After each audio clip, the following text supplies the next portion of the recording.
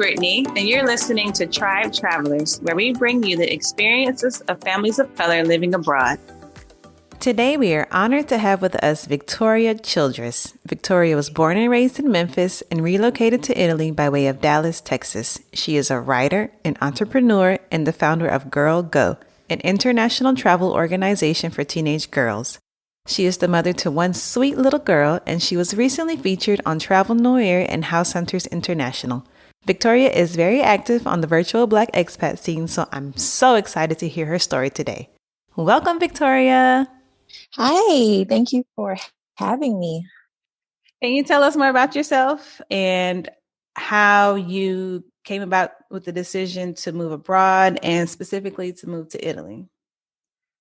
Sure. So, like you said, I'm from Memphis, Tennessee, and I always lived with my father. But one day my mother shared with me that she was going to move to Texas.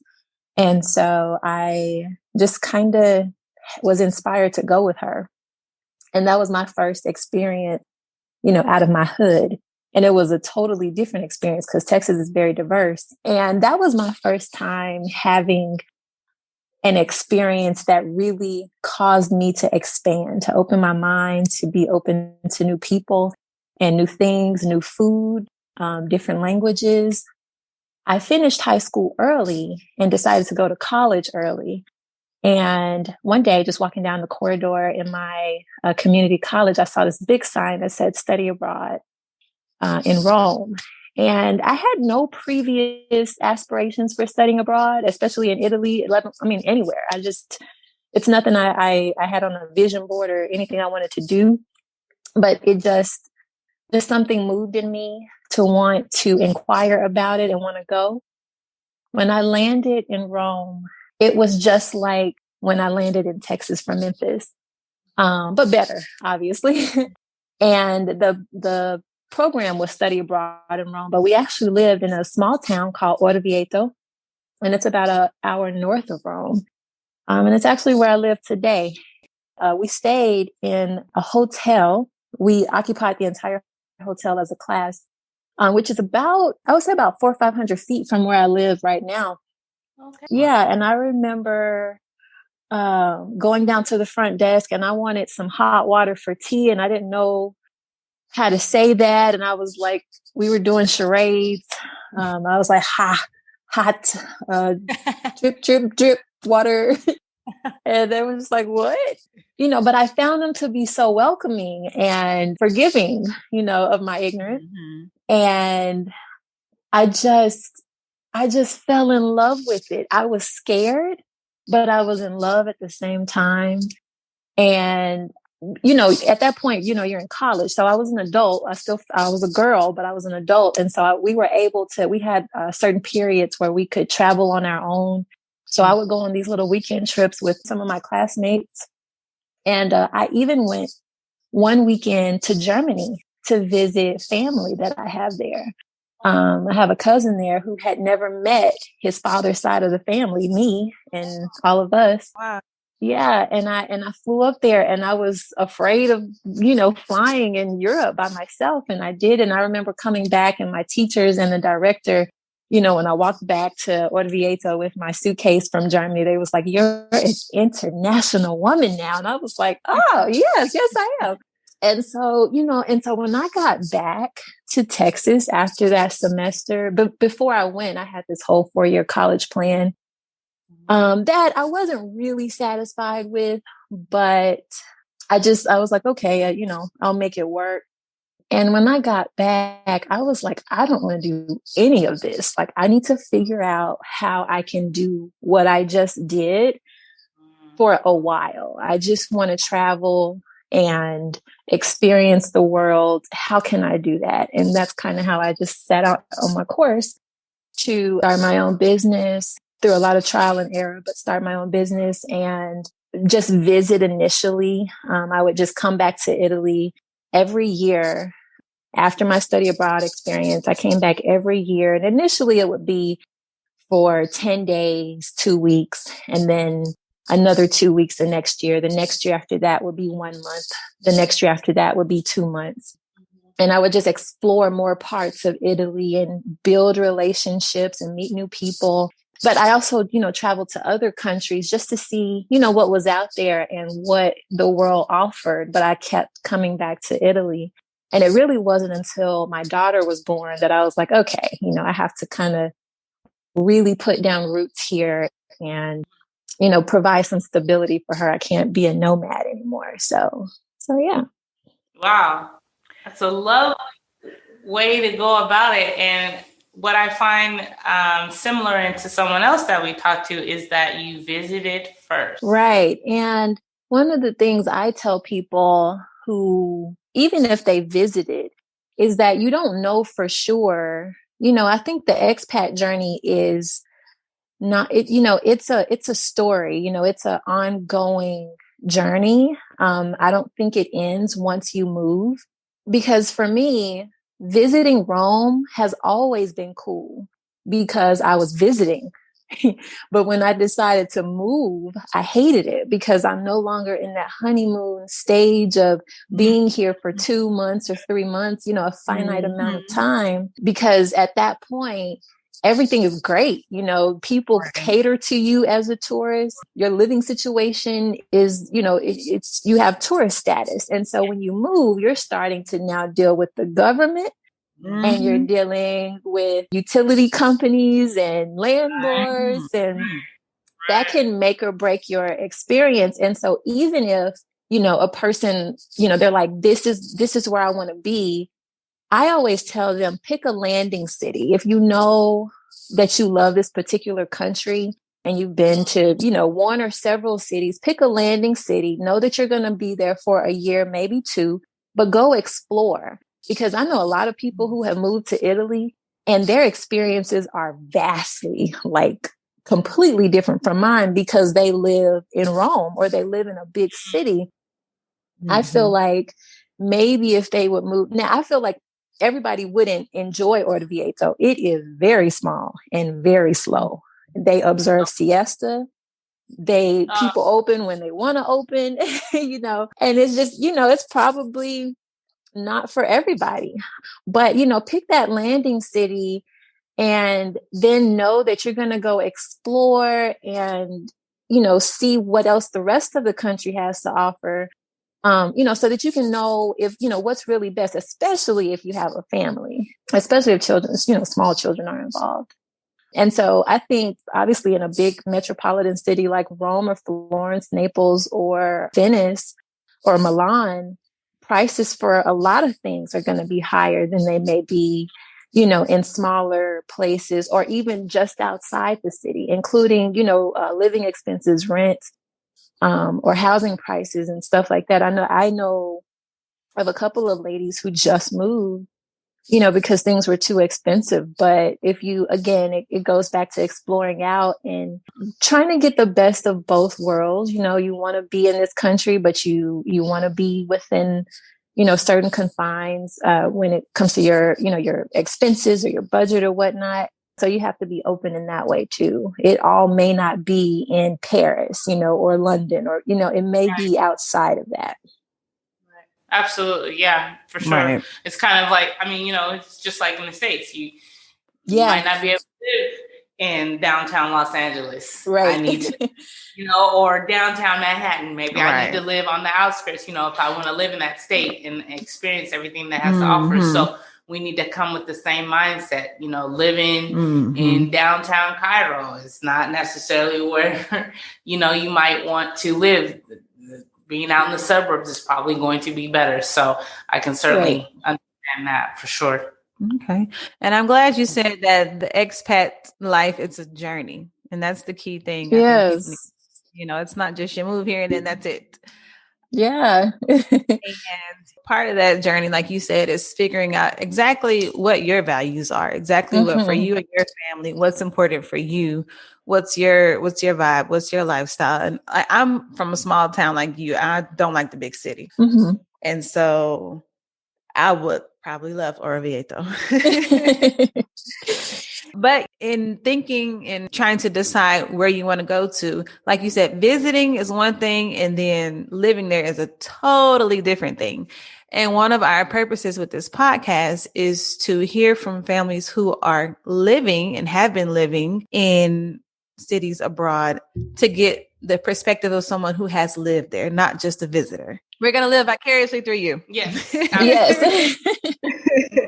Obviously. And hopefully, like Brittany said with this podcast, you'll get more of a feel, we're geared more towards families and what it's going to look like for them in living abroad. And so when you think about a family, like when you transition, you said from being a nomad to laying down roots, it was because you had a daughter. So how did that transition work for her?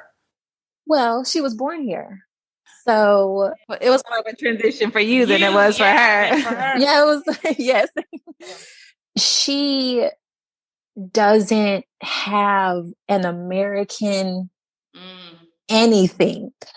And it's sometimes I can't even quantify that, because it takes us actually going to the States to know what she doesn't know. I teach her what I know to teach her, the things that are like, in the forefront of my mind. But certain things, like we just visited the States about a month ago and brought my mom back, and I'm trying to convince her to move here. So she's here right now with us. And she went into my mother's bathroom and she was like, "How do you flush the toilet?"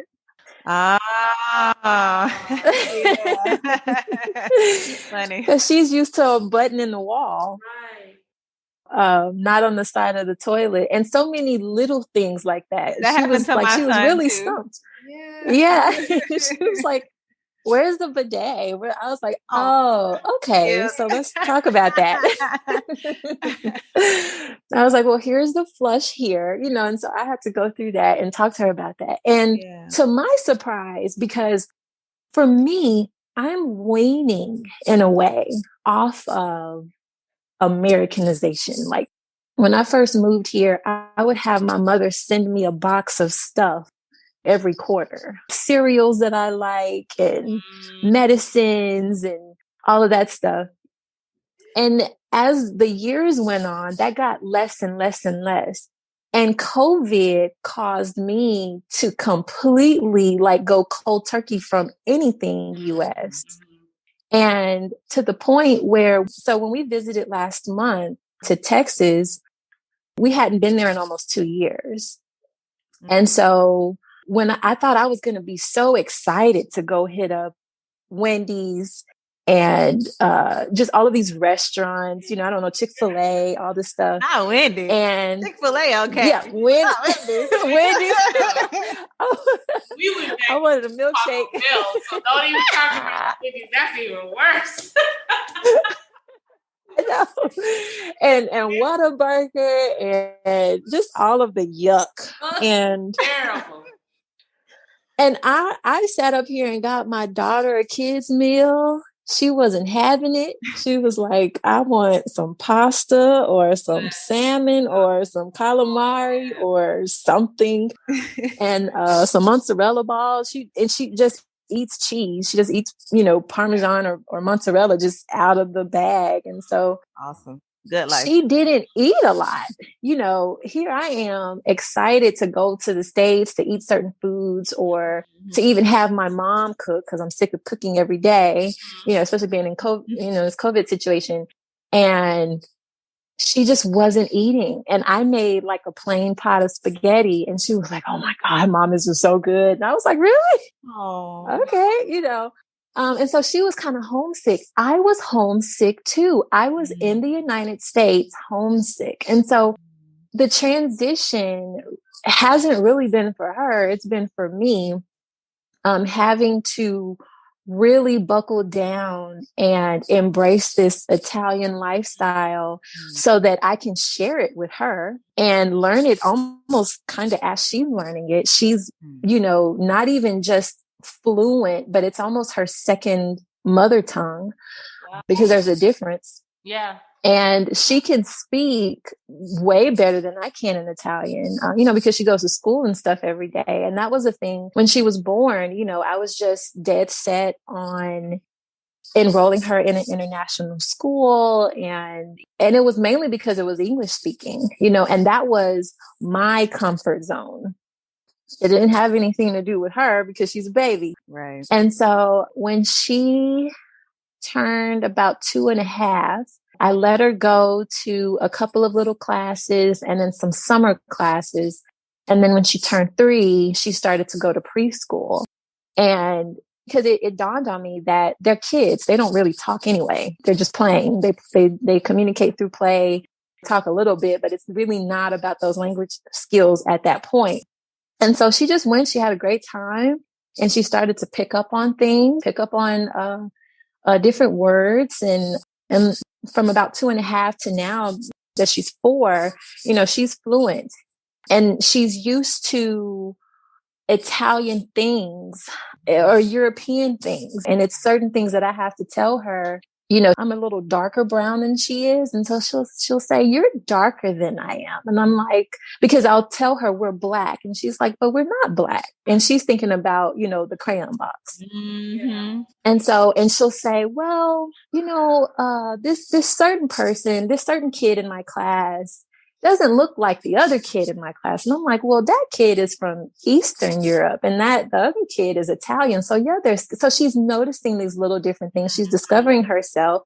She's curious about her hair, why it's different than their hair, and her skin color versus their skin color. But, as a kid right now, none of that really matters. But I know that it will more and more as she continues to grow up. So yeah, I think the whole transition has really been about me and how people tell me that they're living vicariously through me. I'm kind of living vicariously through her because a lot of things that I had to reprogram myself to think and know and believe, like Black is beautiful, I am beautiful, people should speak to you when they see you, just a simple good morning, buongiorno, in the morning, not because they know you, but just because that's what they do. It's customary. All of those things, it's normal for her.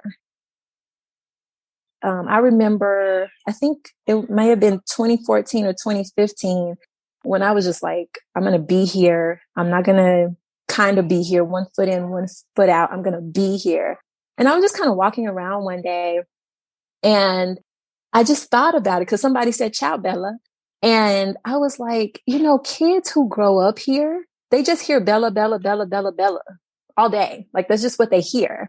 And so there's no question on if they're beautiful or not. It's just what you know. That's just what you are. That's what you're called, and that was a mental shift for me and still is. And for her, it's not, if somebody gives her something, it's so funny. She is a whole character. Gives her a piece of candy, or we're checking into the hotel. I remember we were checking in the hotel and, the guy gave her a cookie. We were at a DoubleTree and she was like, "He gave that to me because I'm cute." I was like, okay. Because I'm Bella. Because I'm Bella. I was like, alrighty. Yeah. So it's, I have to tell you, when I told you earlier that I was sitting on a bench, just visiting Orvieto for one weekend. I was living in Rome and I was visiting where I currently live. And I was just sitting on a bench and I don't, it's very descriptive, but I just remember this wind. It was a windy day and it's just gust of wind brushed by. And I took a deep breath and I knew that this was where I was supposed to be. But I also knew that I would have a family here. And I didn't know how I knew that. And I couldn't really quantify or qualify any of that. I had no prospects, that just wasn't it was nowhere on my radar, but I just felt like this is it. This is where I'm supposed to be. And even throughout the journey of moving here, I was here for a little bit before I became a mom. That just because I had that feeling and I just decided to kind of be here, both feet in, 100% here. That doesn't mean that I didn't have a bunch of challenges that kind of tested me, because especially when she was born, I'm like, I'm going back to the States. I don't know. I don't want to be here. I don't want to be here as a mom. I want to be around family. I want to be, I don't know what I'm doing. Right. And I went for a few months because I had to do a lot of family court things. And I went and I was just like, this is all wrong. I'm not supposed to be here. And it was almost like I was in a room with no doors. I felt like when we went to the States for those months, in terms of, I was, as an entrepreneur, I was like, how am I going to figure out healthcare? How am I going to figure out childcare? And I hadn't even really explored what childcare would look like yet in Italy. I was just getting through the pregnancy, which was, I always say, was one of the most amazing experiences of my life here in Italy. But when I was in the States and I just started scouting around, I was like, oh my gosh, you pretty much have to work a full-time job to pay for daycare.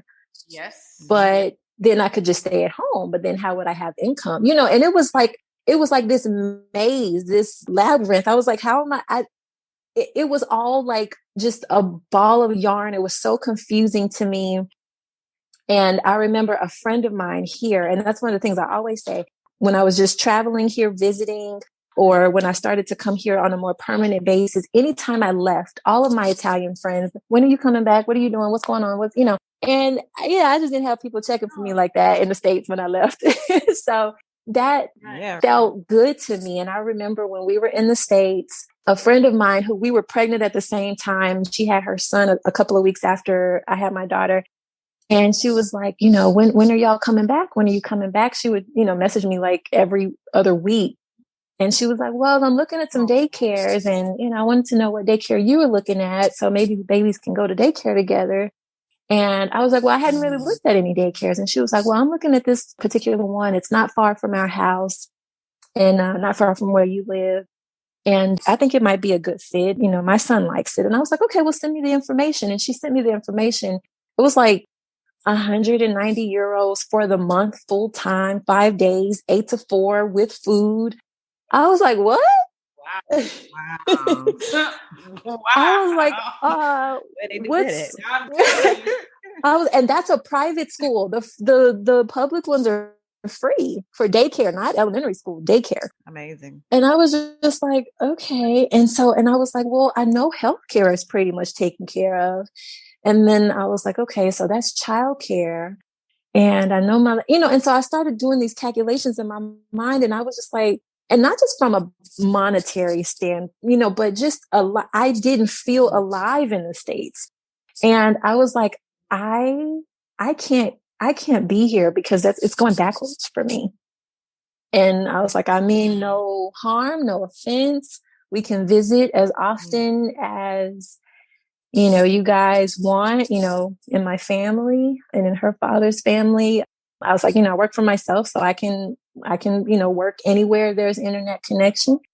And, we can visit, but I can't be here. And we came back. At the time you had your daughter, how long had you been living in Italy?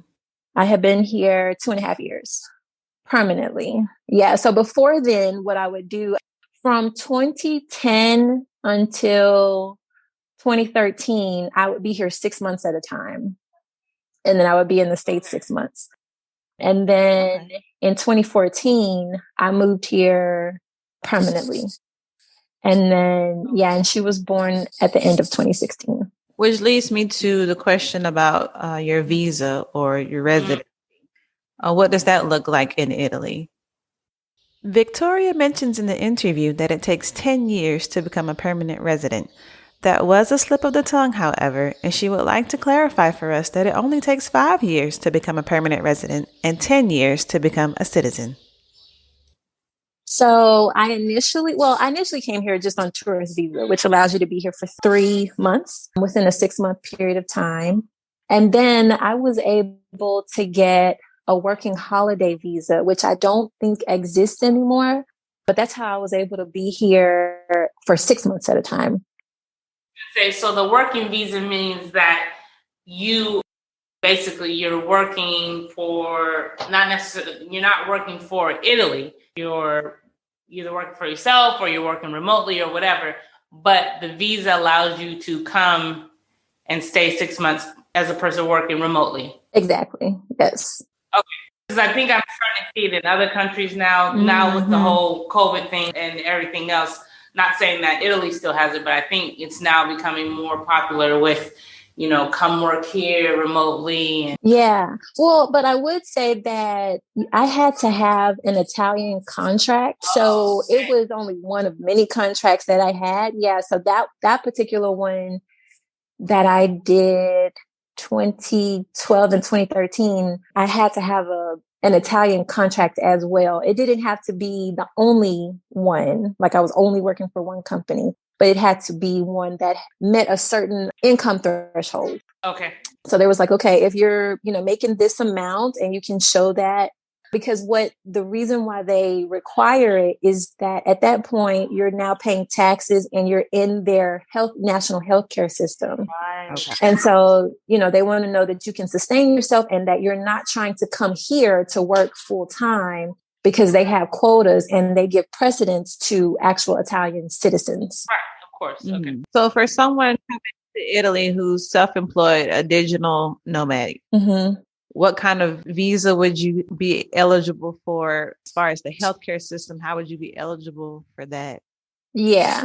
So what I did after the working holiday situation, it became no longer viable for me to do. So I transitioned over to a student visa. And that's the path of least resistance that I always tell people, go that way. And it doesn't mean that you're going to a university to study, engineering or something. You can literally go to a college to study Italian. You need to learn it anyway if you really want to be here. And so if you come on a student visa, you get the visa for as long as you're enrolled. So if you're enrolled for 6 months, 8 months, 9 months, 1 year, that's how long you get the visa, but it's a maximum of 1 year. If it's at a university, you can ride the student visa out for 2, 3, 4 years if it's an actual university. But if it's like a trade school where they teach language, the maximum that you're going to get away with a student visa is going to be 3 years max, but really about 2.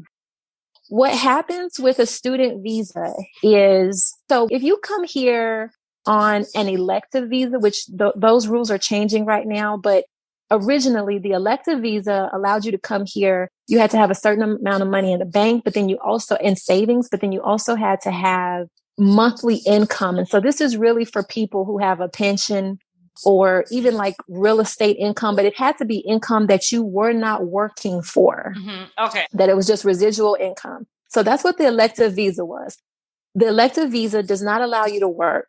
A sabbatical visa doesn't allow you to work. Technically, a tourist visa doesn't allow you to work. When you come on a student visa, you're allowed to work up to 20 hours a week. Oh, okay. The advantage of that is if you can find something, even if it's 10 hours, what you can start to do is document and show that you have some sort of Italian income. You can even during the same time apply for a self-employment permit and, have the tax code and everything for that. And then when it comes time to renew, it's called a conversion. You can convert your student visa to an employment visa or self-employment visa. Okay. And so at that point, what they do is with a student visa, the max is one year. And say you renew it again, you're going to get 1 year. Say you renew it again, you're going to get 1 year. Well, after you've been here for 3 years consecutively, then they start to renew your permit for 2 years at a time. Oh, okay. When you've gotten to the point of being here for, I think it's 8 years, then they'll renew it for 5 years. But at the 10-year mark that you've been here consecutively, you get permanent residency. Wow.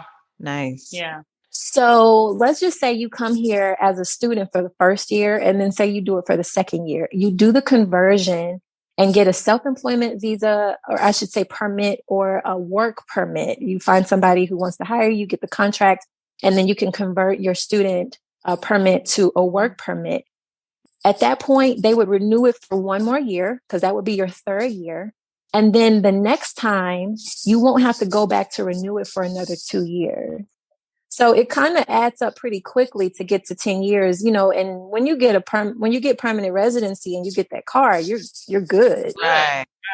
Yeah. So that's the easiest way, I would say. Now, there are some new rules with the elective visa. Like you said, a lot of countries are, trying to start some new things to attract people to come to the countries. And so here in Italy, the elective visa, like I said earlier, did not allow you to work. Now it does. And so if you are a digital nomad, or you can work remotely, you can come here on an elective visa. And 9 times out of 10 on an elective visa, depending on what you can show in terms of your income and stuff, they'll start you at 2 years. Oh, awesome.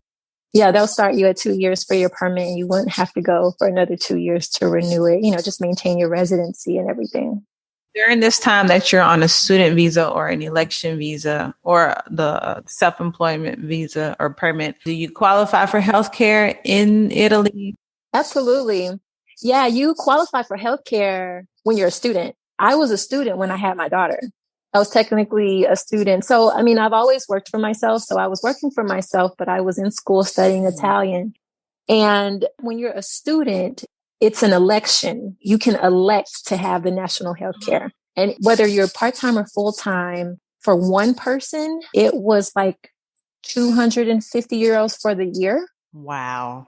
For healthcare. And then if you are a couple or a family, it was like 430 or something like that for the year. And it still is. And so what they do, because when you're a student, they can't really measure your income. Mm-hmm. So you go and you say, I elect to have the national healthcare, and you pay the fee for it. Well, because they can't measure your income, they're going to put you in a category called quota maximum. Meaning, they can't measure it, but it's the maximum that you'll pay. And what that means is when you go to the pharmacy and when you have to do like lab work or something like that, you're going to pay. And so I was like, okay, I'm used to that in the States. Okay. And so I remember when I was pregnant, I had to get some iron supplements and some other things. And I went to the pharmacy to get that. It was, prescribed by my doctor. And they were like, have you talked to them? Because you're in the quota maximum category. I was like, well, why? My heart was beating. I was like, how much is it? And they was like, it's 14 euros. I was like, take my money. Yeah, take for it. Sure. Hello. Stop it. I appreciate your concern. Yeah. Thank you. Thank you. Because for them, paying for healthcare doesn't make sense because they don't do that. Yeah. And so, I mean, now, that I've been here, I don't have to pay anything for my daughter. I have to pay a little bit for myself. It's the same, but it's pennies compared to what you have to pay in the States. Exactly. So when I was a student, I paid that little 250 euros for the year. I had to pay for a couple of labs. I had to pay for, a couple of things of medication. And I would say out of pocket, all in all, it might have been about 600. I was so afraid of what was going to happen after labor and delivery and all of that stuff, because I kept asking about it. And I was like, oh, no, you're fine. You're fine. I'm like, okay. But no, it's like literally you don't pay for that. Wow. And so then you think, what's wrong with it? Why it's free? What is it? Is it not good? It was excellent. I mean, my birth experience, my doctor, all of that was excellent. And now, even then, but now I have 2 sets of everything. Even as a student, when you sign into the healthcare system, you are assigned a doctor. If you know who you want to work with, you can request a doctor, and that's your doctor. And you just call them up. It's weird for my American mind because, like, if you need to schedule an appointment or something, you call the doctor, like that doctor, not their nurse, not their assistant, like the doctor, and you talk to them. It's similar to what we do here. You have your doctor on WhatsApp. Yeah. And I appreciate it. It's just weird. I'm not used to talking to them so much. And so I have 2 sets of everything because sometimes with the public system, sometimes waits can be long for certain things. And so I have a private everything and I have a public everything. Okay. And so if it's a thing where I can't wait, I don't want to wait or something like that, I can just call my private and probably get in right away. Okay. But for the most part, we do everything public and it's just nothing. It doesn't cost anything. I have a self-employed permit. And so you pay into the national tax system. So I pay taxes quarterly. And that gives me the privilege of the healthcare. So when you're a student, you're not paying taxes. You just pay that elective fee and then you're good to go. Right. So as far as taxes in the US, do you pay any taxes to the US? No, because, I mean, with my business, I expense out, which means my expenses override any liabilities. Gotcha. So, and that's always been the case, just like as a small business owner, when I had employees, oh my God, especially when I had employees, like having to pay an employment tax, but then my office rent and any other business expenses would offset that. And so that's even more so the case now because I've considerably downsized. That's really smart. And I'm glad you mentioned that because a lot of people who do move abroad, the best option will be to be self-employed, to work for yourself. And so handling taxes, that's a whole nother ball game. Mm-hmm. That could be something else that you look at as part of the preparation is, okay, now that I know that I am going to be self-employed, what are the taxes going to be like? How do I pay taxes? Just thinking of that. And then thinking about what bracket you're under, if you need to pay taxes back to the States. There's certain brackets for that too. So that should also be part of your preparation to live abroad, because Uncle Sam will come across those waters and get you. Yes. Or if you come back. Yeah. Or if you come back, they're gonna be right there waiting for you. So. Yep. And another question I had, as far as the healthcare system, the doctors, and in Italy in general, is English widely spoken? I know you speak pretty good Italian. Your daughter's fluent. Have you found the need to speak English, or is your Italian good enough? Whenever you do need to speak English, do people know enough English? Where I am, no. If you're in one of those major cities, they're kind of more used to a diverse group of people. Mm-hmm. And so you're more likely to come across more, not just healthcare professionals, but anybody who may be bilingual or at least speaks a little bit. When you're in a small town like where I am, no, they don't even kind of speak English. Mm-hmm. They recognize that you speak English and they'll say, oh, you speak English, but that's the most that they got. And so, no, I remember, I was like really at the basics of learning Italian. And when I was pregnant, I was learning stuff like, where can I find the milk? Where is the cheese? I would like a cup of coffee. Thank you. Just these phrases. Very conversational, but basic conversational. Basic, yeah. And then and the grammar and how you structure things, verbs, all that stuff. Well, when I was pregnant, it really threw me in the fire because I didn't know those words. I didn't know head circumference, weight, right, iron. And I remember knowing the word for iron, that you iron your clothes. and my doctor kept saying, yeah, your iron's low. And I was like, why is she talking about the iron? And I was like, oh, my iron. Got it.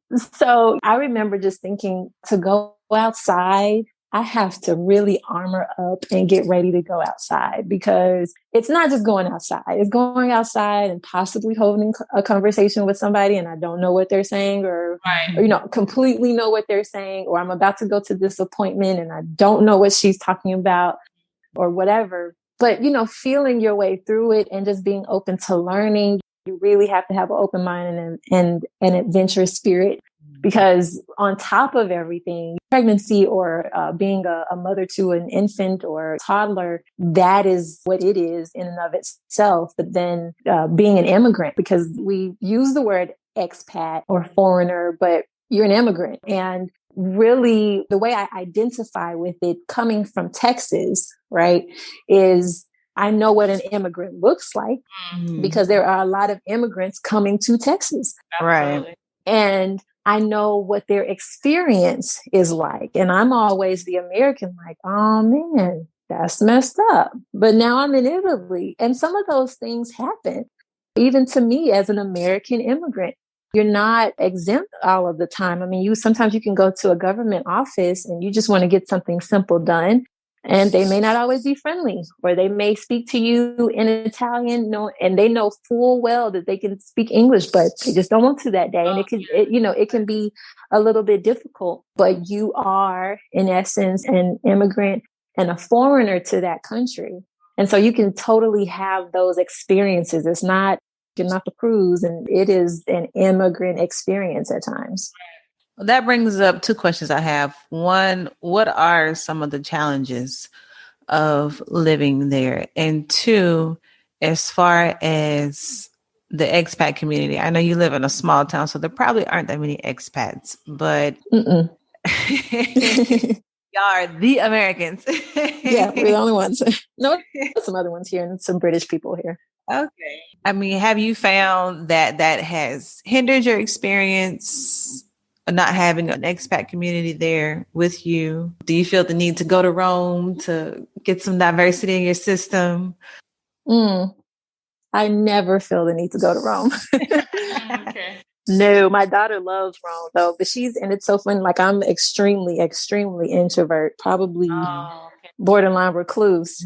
And she is extremely, extremely extroverted. Oh. And she's very social. She, when I go to Rome, I need to be in the house for 2 days afterwards and just kind of get myself back together. And when she goes to Rome, she comes all the way alive. She is energized and excited because she loves the bustle and hustle and cars and people and all that stuff. So the majority of my friends, American friends, are in other big cities. And actually, the majority of my close Italian friends are in southern Italy. And so I have some close friends here, but my expat community, they're like in Milan, Florence, Rome, Naples, or outside of Naples, because a lot of them military or something. Okay. And so, especially pre-COVID, we would just plan get-togethers and just have a girls' luncheon or something in Rome. Everybody would travel into Rome or travel into another city and just meet up and have a good time and go back. And that's been fine for me. I think without that crutch, because I know when I was living in Rome, because I had the option, I only sought out other Americans. Yeah. Here, I don't have that option. So it kind of forced me to, seek out other relationships and build other relationships, which ultimately was to my benefit, to just really put myself out there. And and they're always curious. They're like, why would you come here? We're trying to get out and you're coming in. And I'm like, you don't want to go to the States. But they just look at their place as a little town. And I look at it as milk and honey. I had to self-reflect a couple of weeks ago because you asked the question, how, the challenges, what's it been like? And as of lately, we have been really, really, really good. To the point where when I would share things on blog posts or, in different expat groups that I'm on Facebook or wherever, I would just talk about all of these wonderful things. So, we talked earlier about your expat journey being a journey. I'm in a really sweet spot in my journey. Okay. And when a friend of mine who's in Spain was just kind of venting about her frustrations in Spain. You saw that. Yeah, we did. Yeah, I was like, it's fine. What are you talking about? But then I had to sit and reflect. And I was like, I was exactly where you were at the beginning of my journey. Yeah. Okay. And so I had to think about it and realize that, there are different phases of your journey, and just where I am right now is really great, but that doesn't mean that it's all great or it has always been great. Right. And so at the beginning, when I was in Rome, in general, I haven't experienced any overt racism. Okay. I haven't had any major negative experiences here. I've had little things happen over the years that, I didn't like, but okay, whatever.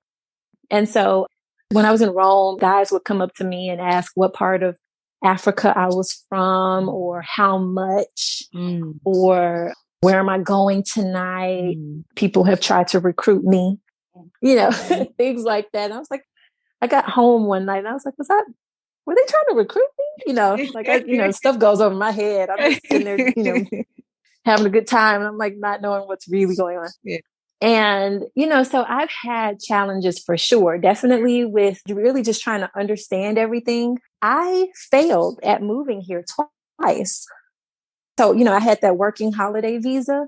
And when I couldn't use that anymore, I didn't know what to do. I didn't know what visa to get or how I could be here longer than 6 months. I was going to have to go back to the 3-month situation and then go somewhere else for 3 months, maybe the UK, and then come back here and I was like, I don't want to do that. And so I was like, what do I do? So I just moved and I was like, I'll just figure it out. And that didn't work.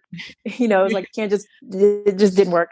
And I didn't know that really your whole visa situation has to originate in your home country, because I thought I could just get a permit. I didn't know I had to have any kind of visa to live here full time. And I'm like, I have a 2-year lease contract on my apartment. It doesn't matter. You don't have a visa. It doesn't matter. It doesn't matter. And so I was like, okay, had to sell everything, move back with my mom. Oh, man. Oh. Yeah. And then I was like, okay, because earlier I used to, back in the day, I used to liken Italy to my passionate, wonderful, crazy boyfriend. And where I would come here and I would just be enamored for months and months. And then I would hate it and I would leave. And then I would be in the States and I'm like, oh my God, I miss Italy. And then I'd go back and I would be enamored for months and months. And then I'd be like, I hate you. And I would leave. I did that a bunch. So that was my whole being here for 3 months, 4 months. and going back. And then I was just like, oh, this is getting old. Yeah, ready to settle down. Yeah, time to settle down. But even so, I came to a point where I was starting to evaluate things. I was like at the end of my 20s and I was like, okay, what do I want? What does this mean? What does that mean? The meaning of life. I was going through that phase. And even though I still wanted to do the nomad thing, I wanted a home. I wanted a base. And I wanted my base to be in Italy. And I just didn't know how to do that part.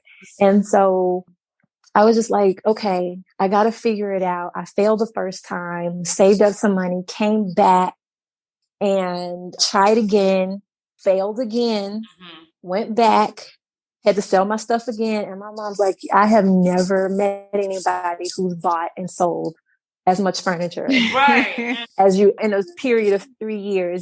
And I'm like, I'm trying.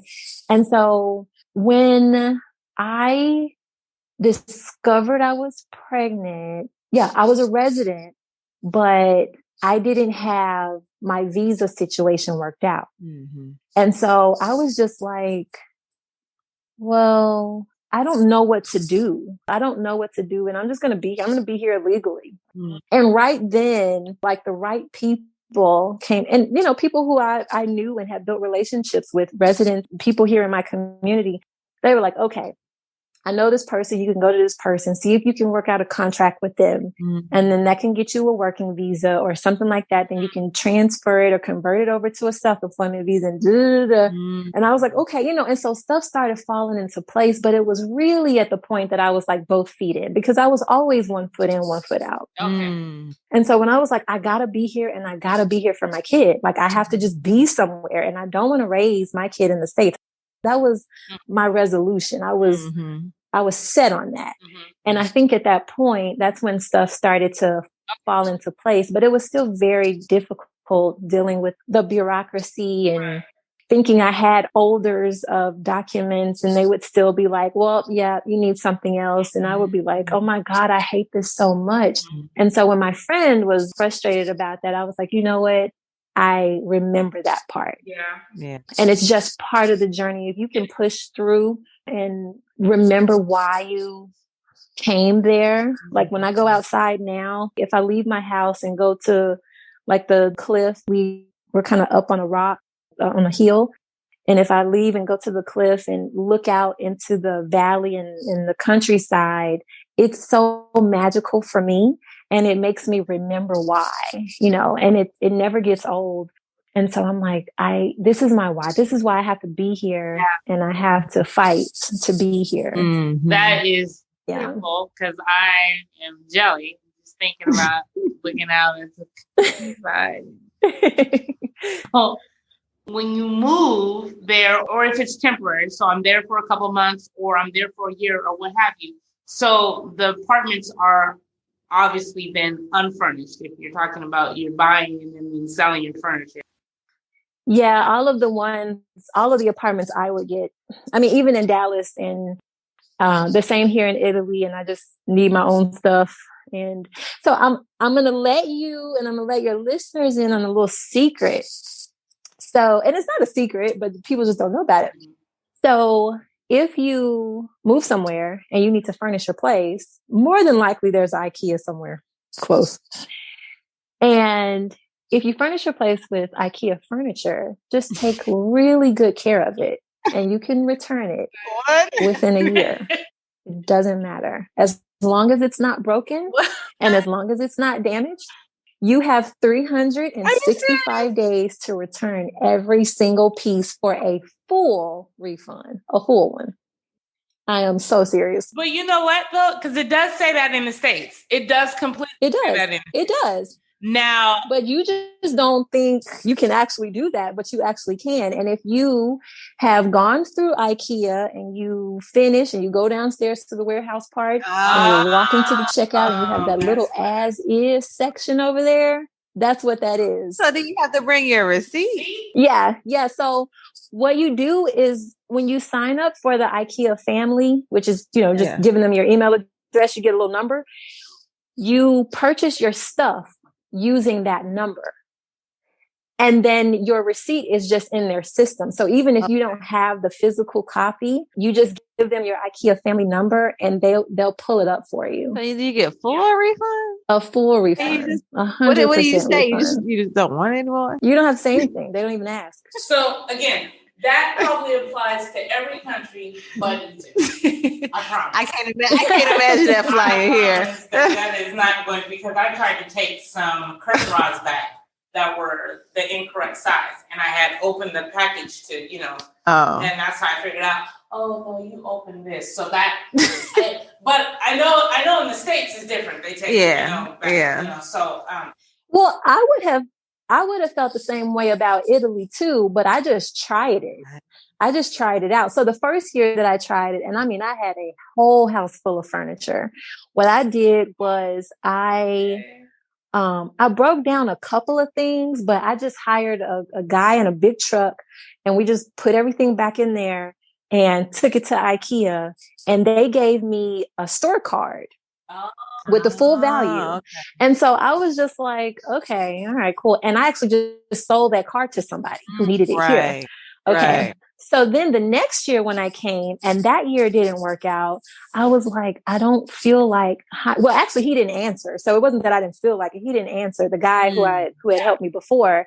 And so I was like, well, I don't feel like, finding someone else and haggling about the price or whatever.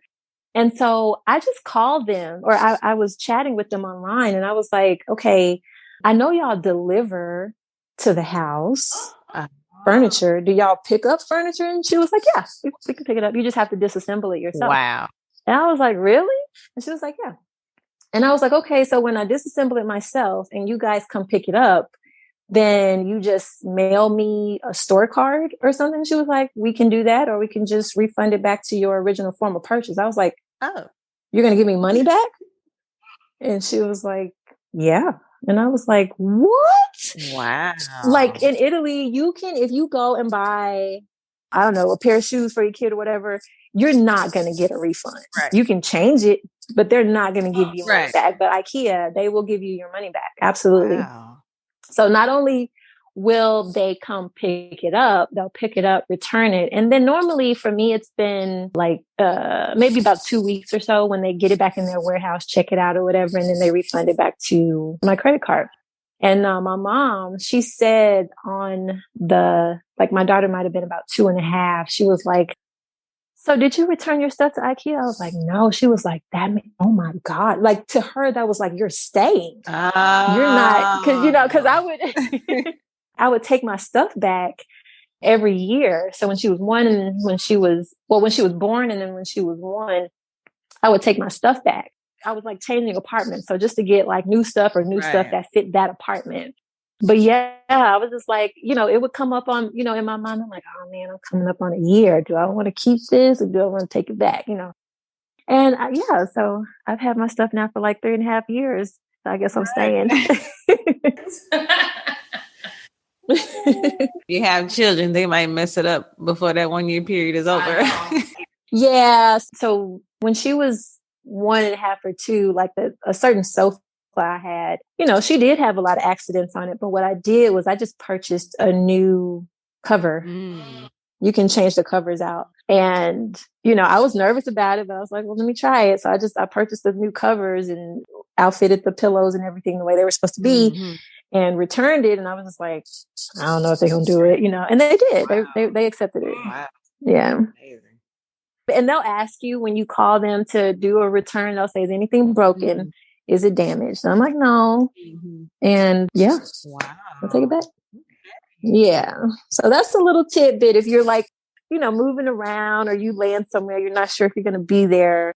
So is it the category whereas you can get a flat that is furnished or you can get one that's not furnished? And when you say furnished, is it just the furniture or is it the sink and right? Yeah. When you get an unfurnished apartment in Italy, what is included? What's not included in unfurnished? What does unfurnished mean? Right.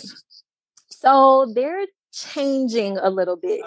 They're starting to a little bit come up with the times. So first of all, when you're talking about renting a place, they have what's called brief stays. And this is for people who are probably tourists here. And they'll let you rent for the 3-month period up to a year if you're able to do that. Other than that, before, and when I say before, I mean maybe about 5 or 6 years ago, really the only other lease contract you could get would be, if it wasn't 1 year, it would be 4 years. Like that was a minimum. And so like even where we are now, it's a 4+4. So after the 4 years, I can renew it for another 4 years at the same rate. And so when you talk about leasing an unfurnished apartment, initially, like back in the day, it didn't include a kitchen, light fixtures, mirror in the bathroom, like any of that stuff. But now they're starting to do that. You can still find some unfurnished apartments that don't have the kitchen and stuff. But even in those situations, normally you can negotiate that in with the landlord. So if they listed it at 500 and you want them to get the kitchen, it might be 550 or something like that. 525 or something. And so, but furnished can mean bed, closet, everything. Or the unfurnished could mean with the kitchen and the basic fixtures, but with just no furniture. So it can mean you can get both. Gotcha. And what's the average rent for, let's say, a 2-bedroom or a 3-bedroom? Of course, I know it's different in your small town than in, say, Rome or the other big cities. Yeah. So in my town and in small towns similar to mine, there's some small towns similar to mine just outside of Rome, and we're an hour north of Rome. And so if you're in the center, which we are, if you're in the center of town, which is just, everything's walkable, everything's like right there at your fingertips, a 2-bedroom, 2-bath may run you about 550 euros. And a 3-bedroom, 2-bath might run you, I don't know, anywhere from 650 to 700. And something like that might have a garage. If you live like out in the countryside, which is just below our hill, things are typically about 100, 150 euros less than that. Okay. If you want a place. And so up here, we're literally on a rock. And so everything is like rock, cobblestone. It's not, you go out in the countryside for like the grass and the yard and stuff. Right. And so out there, even with bigger spaces, you're going to get like more house and stuff out there for the same amount of money that you get here, but for smaller spaces. Kind of, like with any metropolitan city. Right. Yeah. So Rome is just, oh my gosh, like a 1-1, if you're right in the center of Rome, is going to be probably 950 euros. And it's probably not an updated place. Wow. Yeah, something that's modern, updated, fully furnished might start around 1100 or so, something like that. New York. Yeah. Oh, for sure. Absolutely. Right. Yeah. And do you plan on buying a home there? Yes, I was actually planning on that before COVID hit. And I have purchased a small piece of land here already that it's nothing built on it. Yeah.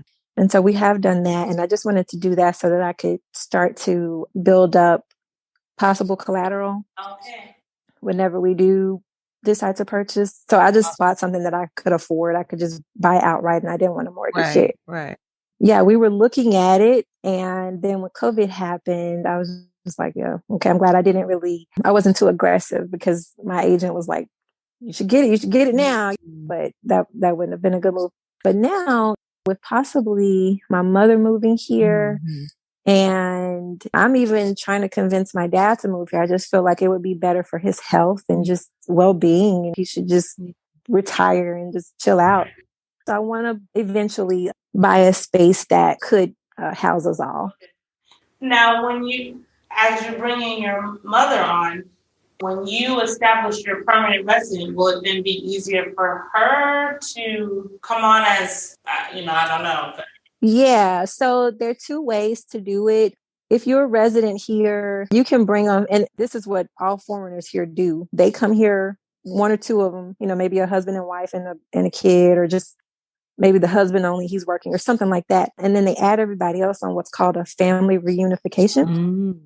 And so the main stipulation for that is that you just have to show that you can support everyone in your household with whatever the minimum threshold is, minimum income threshold. So you can do that. And that is fairly simple. Whenever you do it, you'll get what's called a nulla osta, which it's just like a pass. I don't know really how it translates, but it's a pass from Italy. You go back to the States and then present that to the consulate. It's not an application process that you have to do at the consulate or anything. Once you have that document, they then just give you a visa. Nice. When they give you the visa, you come back here and then you'll do the process for your permit and everything.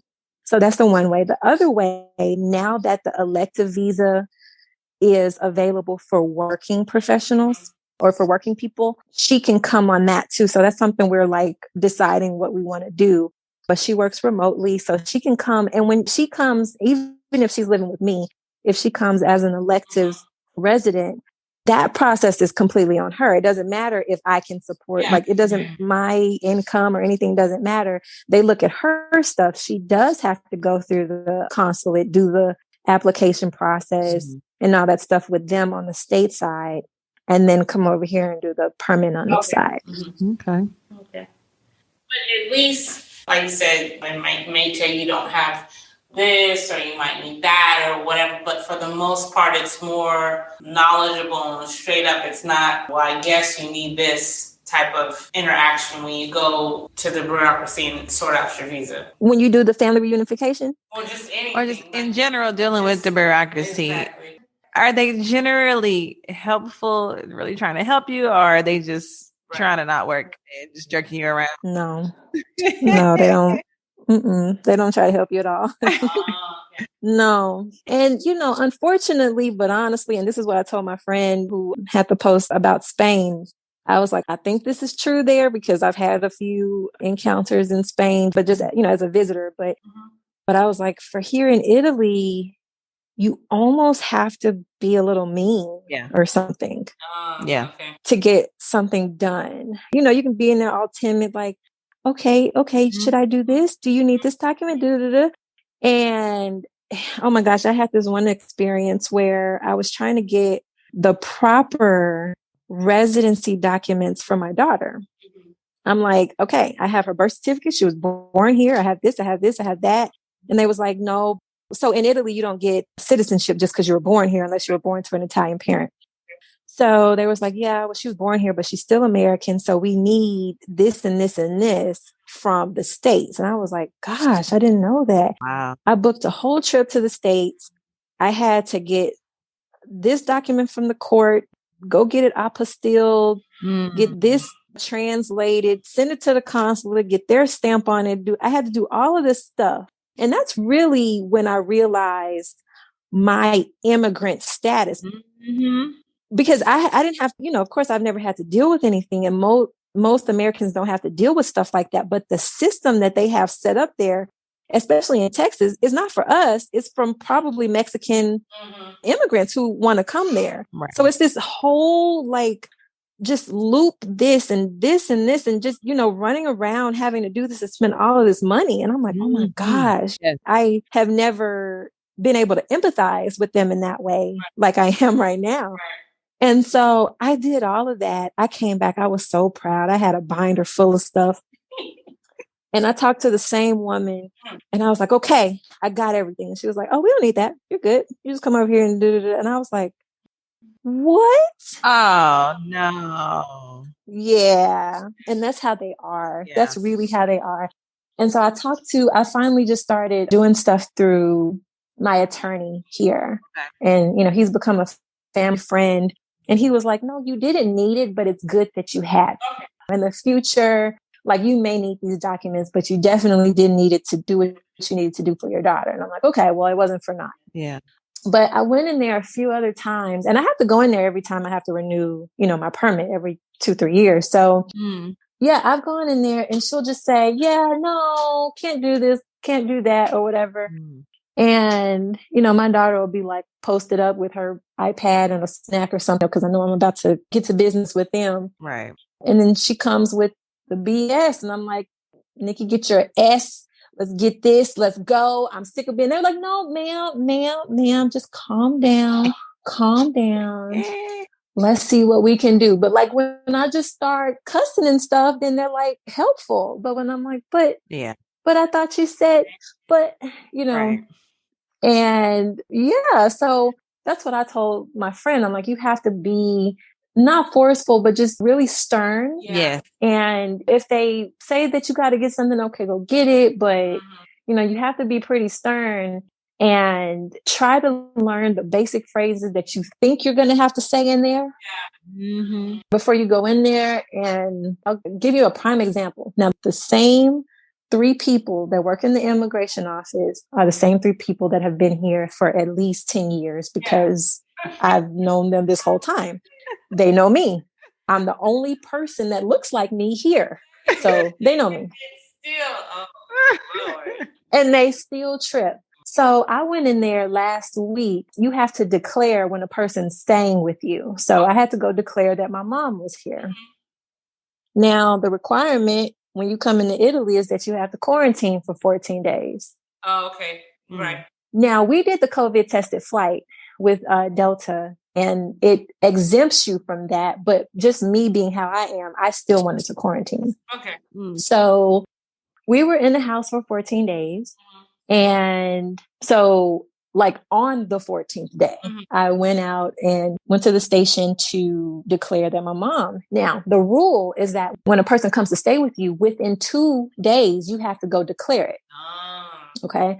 I was like, my mom, we just got here. I have the airline stuff out and this, you can see everything. I was like, okay, my mom got here, but we quarantined for 2 weeks the way that we're supposed to. So I wanted to go ahead and declare her. Now, the form, I went online, got the form, filled it out. I printed 5 more because they trip about the copies and stuff. So I had those. So I filled it out and he said, well, the rule is that you're supposed to declare her within 2 days. And if you don't, then there's a fine of 350 euros. I said, exactly how am I supposed to do that in quarantine? Right. And he said, okay. But it's but why did he even bring it up? Exactly. Because they just want to test you. Right. That's the point. They just want to test you. It has to be a little bit hard for their day to be good. Right. And so then he said, okay, give me the form. So I gave him the form and he said, okay, all right, well, sign here. And he said, oh, you need a copy of it. I was like, I thought you might say that. Bam. So I brought out one of the blank copies. I was going to fill that out. He was like, okay, don't worry. I'll make a copy for you. And this is the guy, I've known you for 10 years. We're family at this point. Right. And still dragging me around. Still with the games. And it's just how they are. And so there have been a couple of times that I have been in line at that office. And, there's been a Japanese guy in front of me or, I don't know, an African woman in front of me or something. And they don't know anything about anything. I can tell. And I'm just like, oh gosh. And here they come with the BS. Mm-hmm. And I'm like, no. Do you speak English? This is what you need to do. And I tell them what they need to do, just to help them because people just need help. Why are you even working at the immigration office if you won't help anybody? Right. It's just how they are. And I think that's the experience anywhere when you're an immigrant. I think it's almost akin to like if you've ever had to go to the DMV, social health and services. Oh, yes. No one wants to help you there either. You know what I mean? Yeah. It's the same. Public service. Yeah. It's the same. I mean, you almost have to be, like you said, you almost have to get an attitude just to be helpful. Yeah. It's ridiculous. I don't know. I guess that's why I could probably never work in that position because I'm here to help. I don't want you, you know what I'm saying? So they're probably like, no, she's too helpful. She can't work. Now, I do want to ask, okay, that's in public service in the government department, in the bureaucracy. Outside of that, are people generally helpful or is it kind of the same service when you go to the store, when you go to a restaurant? No, it's the complete opposite. I mean, there have been times when I went to the grocery store and checked out with 2 baskets full of stuff and left my wallet and they was like, oh, just take it home, come back and pay for it later. Oh, like what? Yeah. That would like never happen at Kroger or Walmart or something. No. And I mean, the restaurants, when you go there enough, you get to know the owners there, everything's family owned. And a lot of times the parents to my daughter's friends, they may own a restaurant or something and they refuse to allow you to pay. Oh. And I feel weird, but I want to. There have been a couple times I just kind of left the amount of money on the table because they wouldn't take it. And then they like Facebook messaged me like, come get this money, like mad. And that's another thing, being respectful of the part of their culture, right, of them being hospitable. And it can be offensive to them if you're not receptive of their hospitality. Yes. Like my daughter's friend, his father owns a restaurant. And I did that. And like when I went and got the money back, he kind of rolled his eyes and I was like, I'm sorry. We come in here a lot and I just appreciate it. I'm just trying to pay for it. But you just have to accept that. So now I'm like, well, let me just go somewhere else and eat. Not because I want to pay for it, but I don't want you to feel like I'm freeloading, Right. Yeah. In the grocery stores, the pharmacy, even, in my earlier days when I couldn't speak English or whatever, everybody has always been very hospitable. I have been here with some of my other American friends and I don't have this attitude, so I never noticed it. But if you have a little bit of an arrogant tone about things, especially if you're not speaking the language, they will kind of have a wall up. And so when I witnessed that, I was like, this is weird, but I could understand, and so I'm like, you have to lighten up. Like, don't expect them to know English. You're here. You need to know Italian. And even if you can't speak Italian, like sometimes with me, I'm like, Yeah. And that's the problem, I think, especially in a place like France.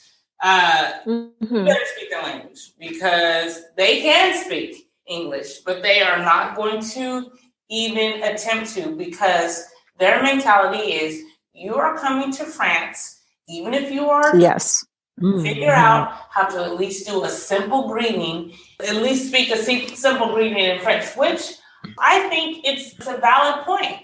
I should not have that that I am coming to your country and I expect you to speak English. And I don't know where we got this attitude as Americans, but that's oftentimes why other countries make fun of us. Yeah. And then for the fact that all we do is speak English when other children in other countries are learning 3 or 4 different languages at a time. Absolutely.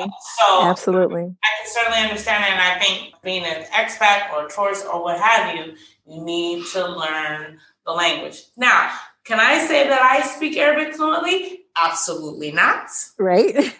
Not even close. I can get what I need to get, and then I ask Brittany. Or point to it. Yeah. Yeah, same here.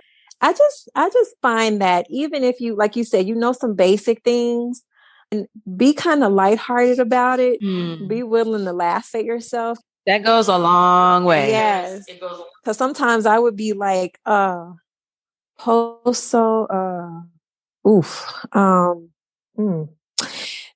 this right here, and I'm pointing to it and I got my hand on my mouth. I'm like,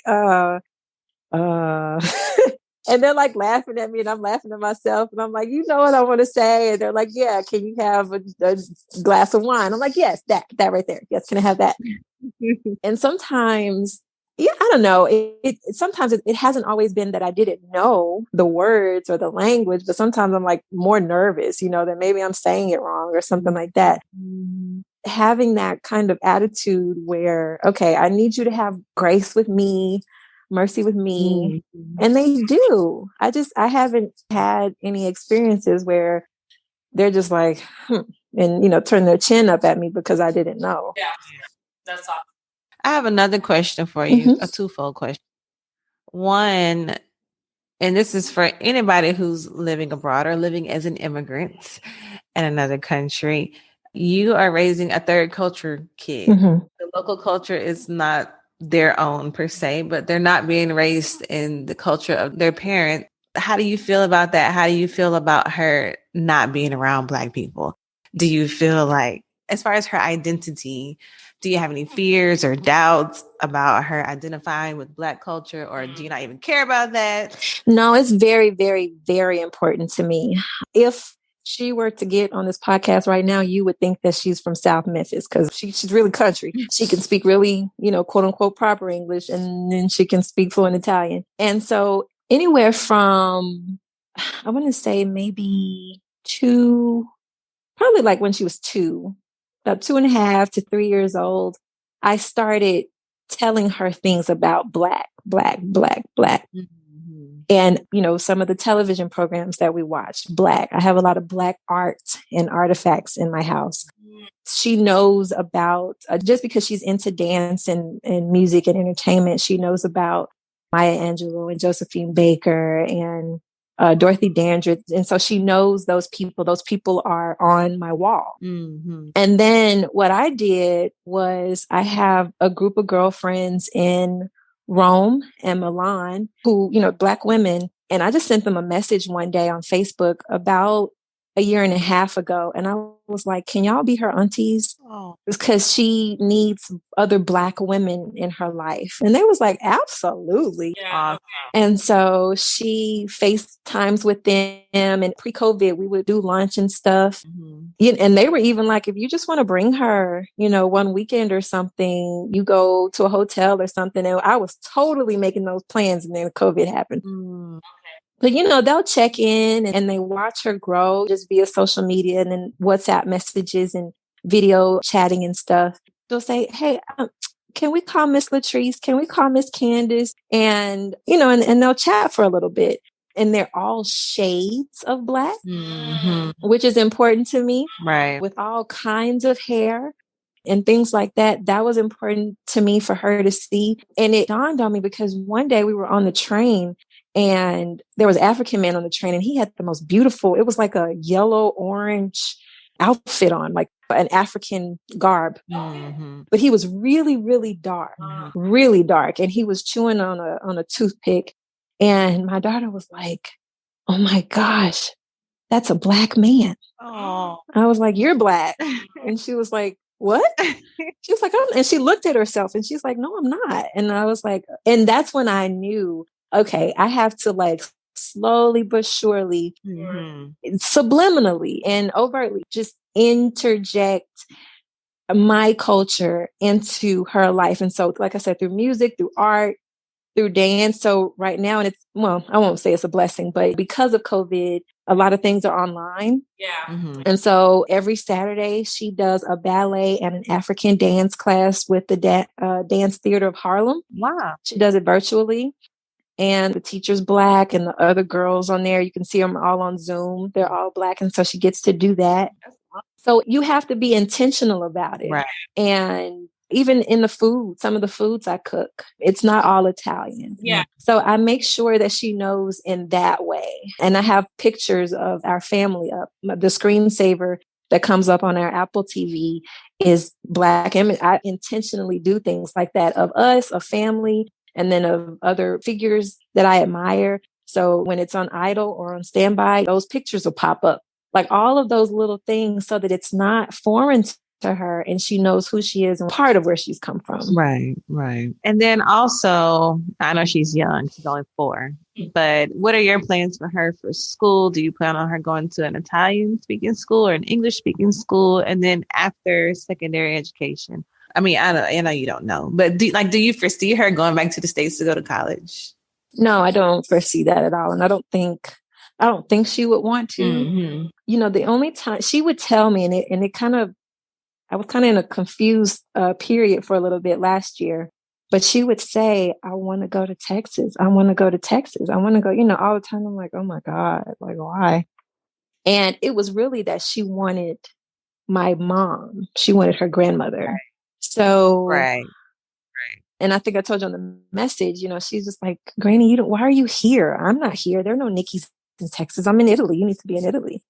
And so I think, that probably will sway her to moving here eventually. But I don't think she would want to be there, especially when she gets of an age where she can really, start to see some things for herself.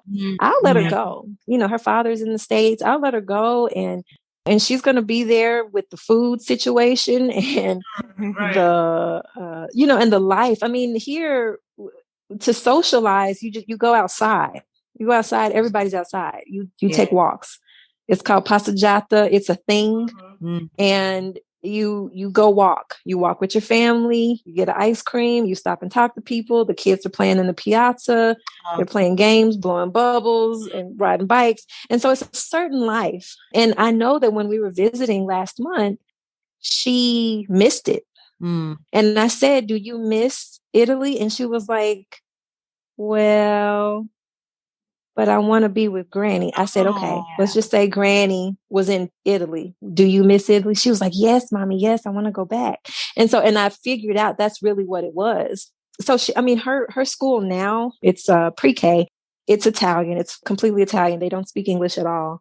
And next year she'll be going to elementary and that's an all Italian school. And so I feel like her entire educational experience will probably be in Italian before college. And if she chose to go to college, I think it would just be, I would encourage her to go somewhere in Europe, somewhere else, or somewhere in another country. But I'm not going to include the U.S. in that. Yeah. So, yeah. That's certainly something to think about. That's years down the line for me, but yeah. I mean, these are things to think about because if you're moving abroad and if you don't fully immerse your children in the local culture and the local language, it's going to be difficult for them to continue their education there. They're probably going to want to go back to the States. Yeah. So then what does that look like for your family? Yeah, exactly. Right.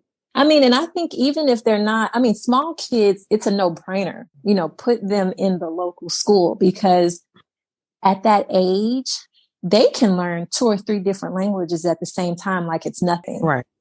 Because they're running like a sponge, so that it soaks up everything. So that is always they soak it the best up. Time to actually have those different languages in front of your child, for sure. Right, because they're learning what everything is anyway, right? And so then the little bit of difficulty that comes in for older children is, and then especially for adults, is we know what everything is. And when we're learning a language, we're comparing what it is in one language versus our language, where there's no comparison for the younger kids.